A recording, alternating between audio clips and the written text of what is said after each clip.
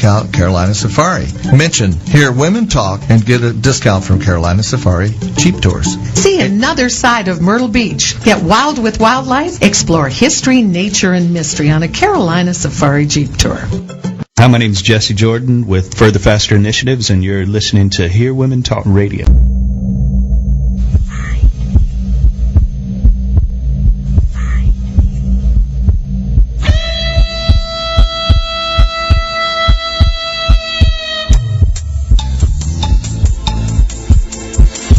Police psychics. Find me.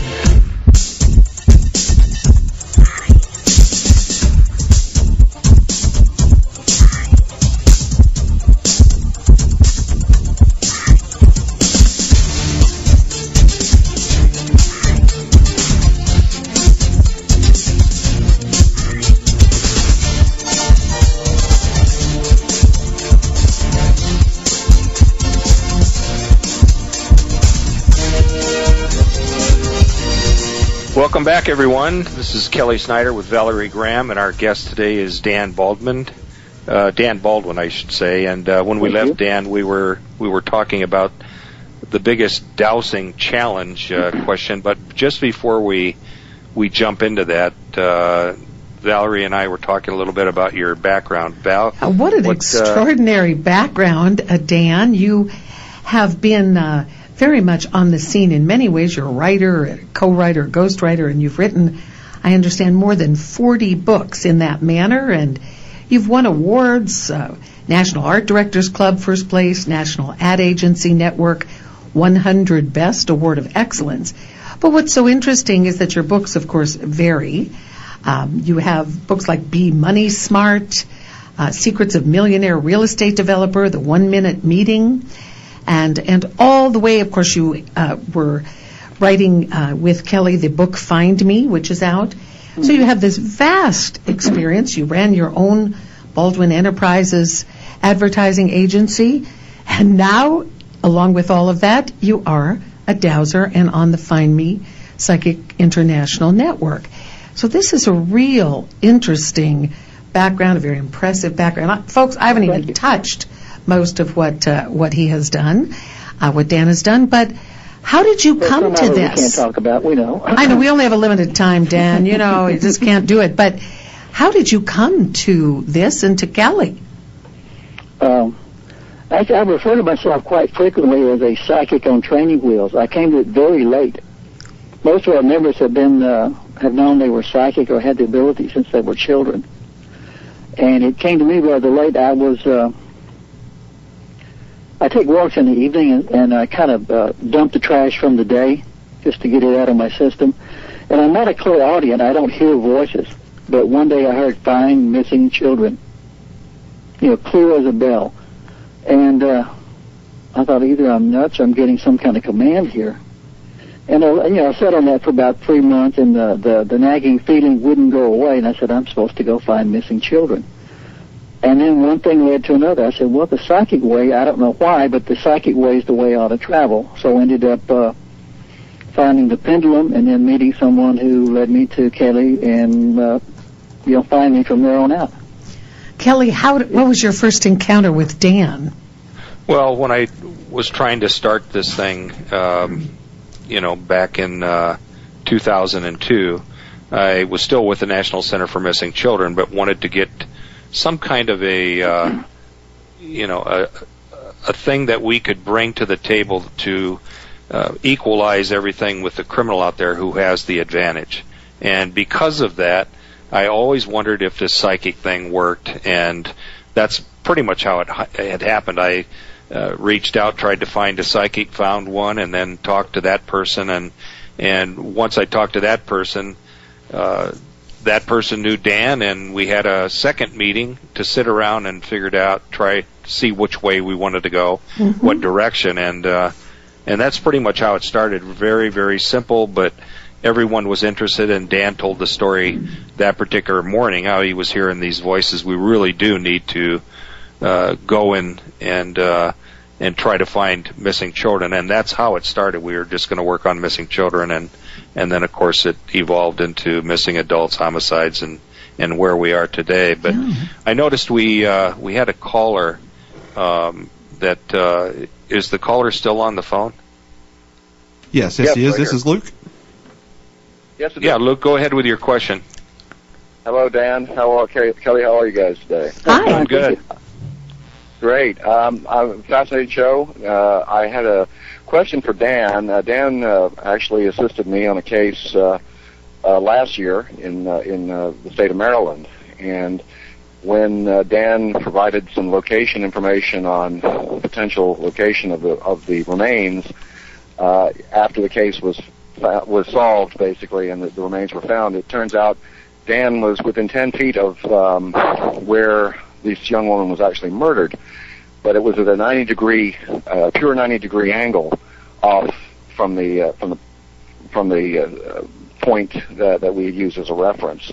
Mm-hmm. So my question for Dan was, have you noticed, Dan, in your technique, that sometimes you get these very precise angles that it turns out to be more correct than your first location? I'm not sure about your question there. Angles? Right. Well, let's say you have a starting point or a reference point, and you've dowsed a location, and the true location, it turns out to be later at a complete angle, like a 90-degree angle or a 45-degree angle from your reference point. Mm-hmm. But perhaps the same distance. Has that ever occurred? Oh yeah. Sometimes we'll do a case, and say we do latitude and longitude, and this has happened several times. I'll be like 100% on, say, latitude, and then maybe a mile off on longitude. Okay. And I chalk that up just to having good days or bad days. Right. So you haven't you haven't developed anything to try to prevent that from happening at the start of a session or anything like that? It's just good or bad? No, I just ask for 100% honest answers, and try to do my part. If the information that comes in is always accurate, it's my interpretation. If there's a problem, it's in my interpretation, not the information. Well, keep in mind too, is when you're looking at Google Earth, the actual spot that you push the cursor down on, even though that is 100% accurate, the distance that you're seeing this particular location from could be off anywhere from quarter of a mile to a mile, just because you're seeing it from a satellite. So some places are really crystal clear, and then there's other places that we're searching on Google Earth through the system, and it's not as clear and not as defined. But Luke, that was a great question. I appreciate your call in. You. And you bet. Wonderful show, folks. Yeah. Thanks a lot. I would like Luke to send me any follow-up information on that. I remember the case very clearly. If he has any further, I'd like to hear about it. Certainly, you came within 10 feet of the spot where this girl was murdered. Okay, I'll take that as a hit. Dan? Yeah, I would say that's definitely a hit. I would too. Dan, on the bicycle. Well, we're still trying to gather the search for that particular case, but I'm very confident. I'm very, very excited about the locations you provided to us on that. Okay, thank you, Luke. Dan, we have another question on our chat line from MJ. She wants to know who is giving the answers to you when the rock circles or moves. Is it your higher self, or what is it? To me, it's I refer to it as higher self. I believe in higher powers, and that's what speaks to me. Well, you once described the dowser consciousness as a kind of a language that sounds like John Lennon's lyrics. Do you remember when you said that? All you need is love. I don't believe I said that one. Maybe somebody quoted you. It said you described that lapsing into the language. Would you? I'm not very lovable. Ask Kelly. Well, yeah, and based on that, all you see is love. That one question when we were taking a break, I did want to hit that really before we go off to another break, about the biggest challenge that you have, as far as the biggest dowsing challenge that is, and the way I would look at that, maybe this is not the direction to go, but is it easier with, say a murder case versus a missing person, or does that really have nothing to do with the challenge of dowsing? Okay, you want to answer that now? Yeah, please. Oh, okay, yeah. The biggest challenge for me is just remaining neutral. That's the hardest point. Say you're looking for this beautiful little 3-year-old kid, and you want that kid to be alive, and it's very easy to ask the question, is this beautiful little 3-year-old kid alive? And it's very easy to get a yes response because, that's what you want. So the muscles in your fingers respond, and you get a yes response. So you have to keep yourself neutral because the kid may have passed on, and the true answer may be no. And how do you prevent that? I mean, how do you stay on track? One, I focus very hard on being neutral, and I try not to think of any type of answers. And every once in a while I'll stop and clear myself, get rid of all preconceptions. Let's start fresh. Let's go into this. And also, as a dowser, you can track your answers. You can say, yes or no, yourself, am I right or am I wrong?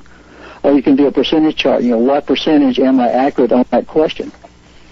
Well, I think your technique is the same regardless. I think, you pretty much hit on it. It's right on the money as far as, let your mind be open so that the correct answer comes through. And exactly. And if it's meant to be, it's going to happen. So I noticed we had another call from Dawn.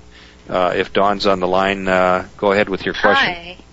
Yeah, Hello. Hi, Dawn. Okay, hi. My question is that there's an awful lot of great people on this planet, and then there's a few that are not so good, and there are a few that do things that they shouldn't do, but they're good people, But now, how is it that, there are people that are good. There are people who are psychic. There are people who are not psychic. But about how many people have that gift that you have? First, I think everybody has psychic ability. I believe everybody has it within them. It's like anything else, you have it to certain degrees. And as far as dowsing, that's just the technique that works for me. It might be something else for somebody else. Crystal balls. How does somebody find that? How does somebody discover their gift? That was exactly what I did, just start experimenting. I started out with tarot cards. And one day I saw someone at my favorite bookstore, and they're doing the pendulum. I said, I could do that. And I tried the pendulum, and that's what works best for me. Well, not to mention there's quite a few books out there, Dan. I'm not sure if you wrote a book about dowsing, but I know that you've taught dowsing. Yeah, I teach a course. Exactly. So, there is a way to start. And, sometimes what happens... Go to any metaphysical bookstore. Well, what happens, I think, Dan, is in the middle of while you're trying to douse and while you're trying to figure out if this is the path you need to take, a lot of people, and this is for you, Dawn, a lot of people will find out in the middle of, trying one technique that they find out that there is something else that they're really good at. And it seems like the universe or the energy pushes you in that direction anyway. So the only way to figure it out is, I guess, I'm sure Dan would agree, is just start something and see if there's something there. But what that was said is absolutely right, because that's exactly what happened to me. I started over here and ended up over there. Well, that was a great question. You came from a very different background. Dan came from a very different background. Go ahead, Dawn. What was your question again? Yeah, okay. What inspired you to go this deep into, I'm going to call it your religious belief? What inspired you to go this deep into it? I know that there are a lot of people that are studying light witchcraft or white magic, if you will, but to go to the level that you are, to be able to help find victims, that's really, really. Yeah, well, one thing the pendulum. Yeah, the pendulum has nothing to do with religion. The pendulum is nothing more than a rock on a string. There's no magic involved whatsoever. And my involvement is I have felt a calling to do this, and I'm following the calling, and we'll see where it goes. Well, anyway, we're going to take a break here, you guys. Dawn, thanks a million for your call. Yes, thank you. Dan, we'll be back with you in a little bit, and see you in a couple of seconds.